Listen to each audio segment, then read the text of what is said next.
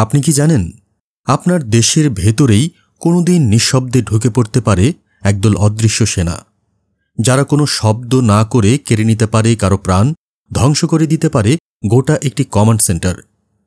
এটাই ইসরায়েলের বাস্তবতা। একটি রাষ্ট্র যাদের গোয়েন্দা ইউনিট মোসাদ, শাবাক, আমান কিংবা ইউনিট 8200 বিশ্বের যে কোনো প্রান্তে যে কোনো শত্রুর ঘাড়ে নিঃশব্দে নিঃশেষ আঘাত হানতে সক্ষম। আজকের ভিডিওতে জানবেন কিভাবে ইসরায়েল গোটা দুনিয়াকে নীরবে কাঁপিয়ে দিচ্ছে, আর কেন এই দেশটির গোয়েন্দা তৎপরতা নিয়ে আতঙ্কে থাকে ইরান, লেবানন, সিরিয়া থেকে শুরু করে গোটা মধ্যপ্রাচ্য। 2025 সালে ইরানের সামরিক ঘাঁটিতে ইসরায়েলি হামলার পর আবারও সামনে আসে তাদের গোপন অপারেশনের গল্প।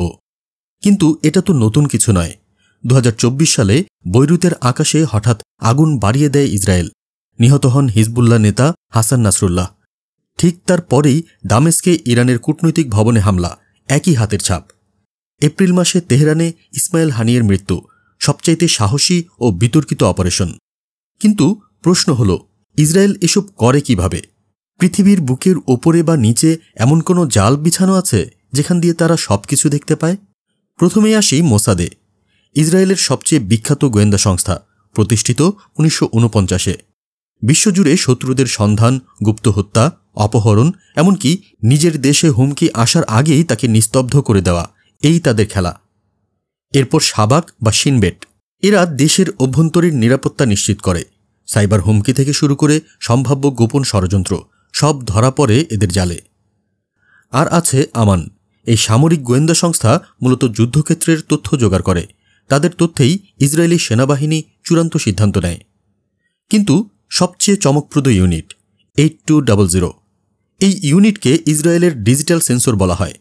ওয়্যার ট্যাপিং থেকে শুরু করে ফেসবুক, টেলিগ্রাম, এমনকি এনক্রিপ্টেড চ্যাটেও ঢুকে পড়তে পারে তারা। এই ইউনিট দিনে দিনে হয়ে উঠেছে এমন এক অদৃশ্য প্রযুক্তি বাহিনী যারা শত্রুর প্ল্যান পড়ে ফেলে যুদ্ধ শুরুর আগেই। ড্রোনে হামলা হোক, হ্যাকিং বা সাইবার ওয়ার, সবকিছুতেই সরব 8200। আরও আছে ইউনিট 9900, যাদের চোখ উপগ্রহে। তাদের কাজ ছবি ও ভিডিও থেকে শত্রুর অবস্থান শনাক্ত করা। তারা হরাইজন 13 নামের স্যাটেলাইট থেকে প্রতি মুহূর্তে নজর রাখে ইরানের আকাশে, সীমানায়।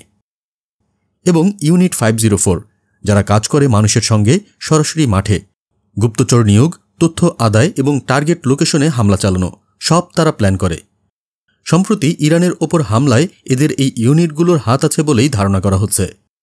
ইসরায়েল জানে এই যুদ্ধ শুধু বন্দুকের নয়, তথ্যের।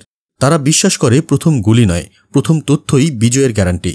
আর ঠিক সেই কারণেই গোয়েন্দা নেটওয়ার্কই তাদের সবচেয়ে শক্তিশালী অস্ত্র। এখন প্রশ্ন, এই গোয়েন্দা ইউনিটগুলো যদি একদিন আপনার দেশের ওপর নজর রাখে, আপনি কি করবেন? আর আপনি কি বিশ্বাস করেন শুধু মোসাদ নয়, এই গোয়েন্দা নেটওয়ার্কই আগামী যুদ্ধের নিয়ামক হয়ে উঠছে? কমেন্টে জানান আপনার মতামত। আর যদি এমনই চাঞ্চল্যকর তথ্যভিত্তিক ভিডিও পেতে চান, তাহলে সাবস্ক্রাইব করে পাশে থাকুন দেশজগৎ নিউজের।